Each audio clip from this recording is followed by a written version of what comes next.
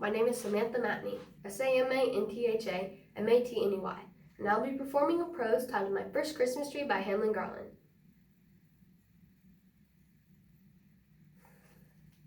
Our home at this time is a small frame house on the prairie, almost directly west, north, south, east, west of the Burrow Grove. And as it was too cold to take out the horses, my brother and I, with their tall boots, our visor caps, and our long wool mufflers, started the fourth of foot, defiant of the cold.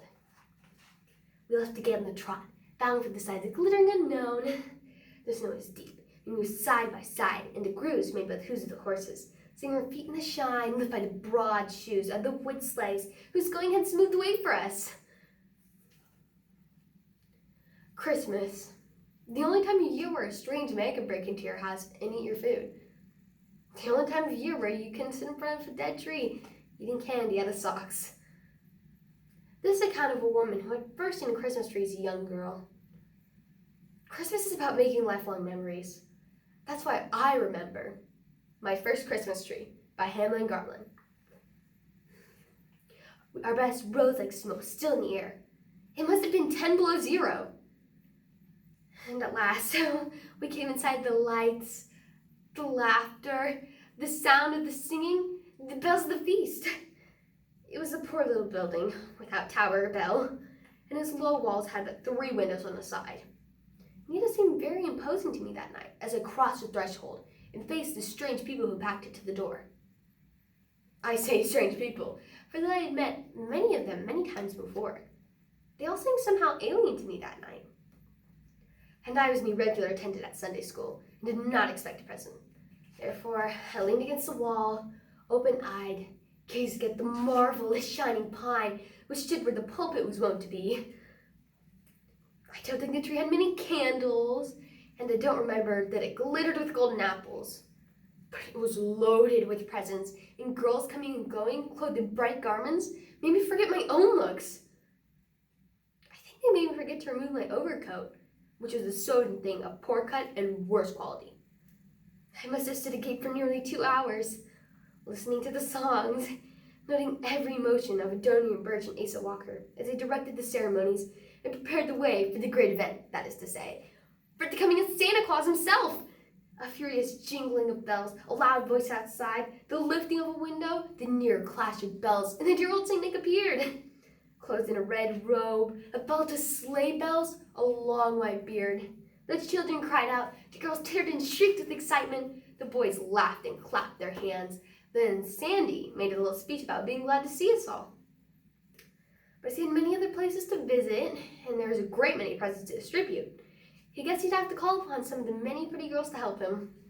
So he called upon Betty Birch and Haidee Knapp, and I, for one, admire his taste.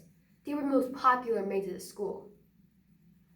They came blushing, a little bewildered by the publicity thus blown upon them.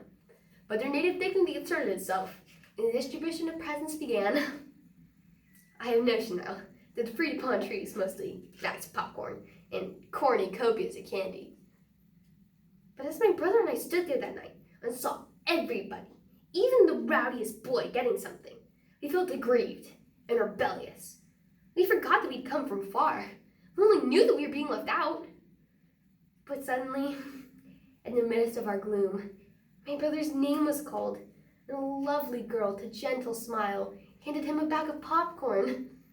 Oh, my heart glowed with gratitude. Somebody thought of us. When she came to me saying sweetly, "Here's something for you," I had no words to thank her. This happened nearly 40 years ago, but her smile, her outstretched hand, her sympathetic eyes are vividly before me as I write. She was sorry for the shock-headed boy who stood against the wall. And her pity made a little box of candy, a casket of pearls. The fact that I swallowed the jewels on the way home does not take away from the reality of my adoration. And at last, I had to take my final glimpse of that wondrous tree, and I well remembered the walk home. My brother and I traveled in wordless companionship. The moon was sinking towards the west, and the snow-crust gleamed with a million fairy lamps.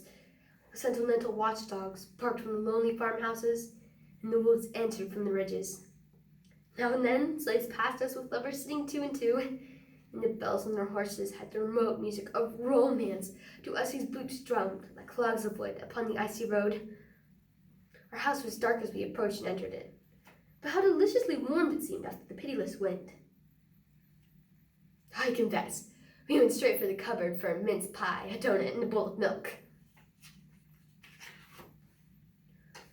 As I write this, there stands my library, a thick-branched, beautifully tapering fir tree, covered with the gold and purple apples of hesperyds, together with crystal ice points, green and red and yellow candles, clusters of gilded grapes, wreaths of metallic frost, and glittering angels swinging in ecstasy. But I doubt if my children will ever know the keen pleasure that is almost pain which came to me, my brothers, in those Christmas days, when an orange was not a breakfast fruit, but a casket of incense and spice, a message from the sunlands of the south. That was our compensation we brought to our Christmas time, a keen appetite and empty hands. And the lesson of it all is, if you are seeking a lesson, that is to better give to those who want than to those for whom we ought to do something for because they did something for us last year. Thank you.